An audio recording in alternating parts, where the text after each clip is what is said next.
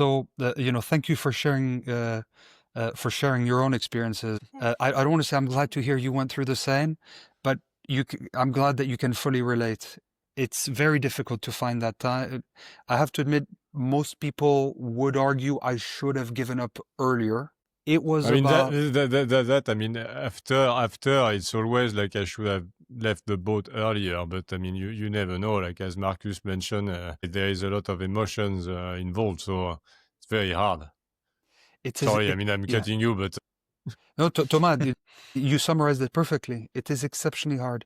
And I guess it's just ultimately down to, let's say, when you probably think about, let's be fair, I think about quitting LoanTube 3 times a month.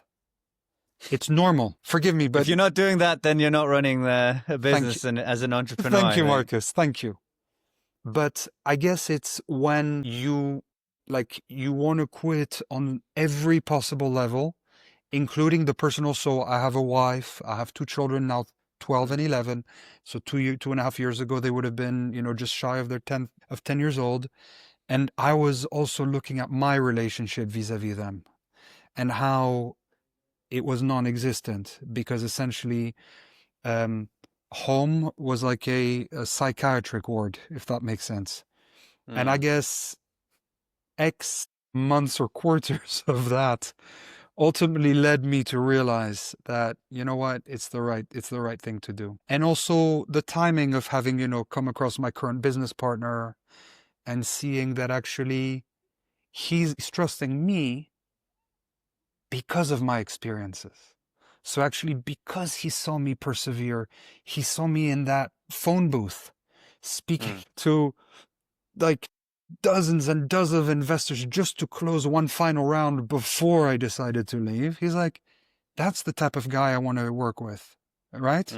So you can't control the exact timing, but the beauty of life, especially when you now have the benefit of going through ups and downs, is that so long as you stay true to yourself, to a certain core, good things should happen to you. so that's your main lesson. So Thomas, so when you asked for, it is, and the truth is, when you asked at the very beginning of this call for some sort of framework that maybe, could offer, I don't have one. I'm so sorry to disappoint.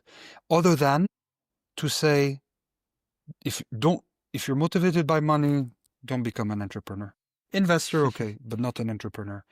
If you're motivated by the desire to, as I call it, to leave the world a little bit better than you found it, then, and ultimately, just be yourself, work hard, treat people like you want to be treated, and bulldoze your way through, and don't listen to the naysayers.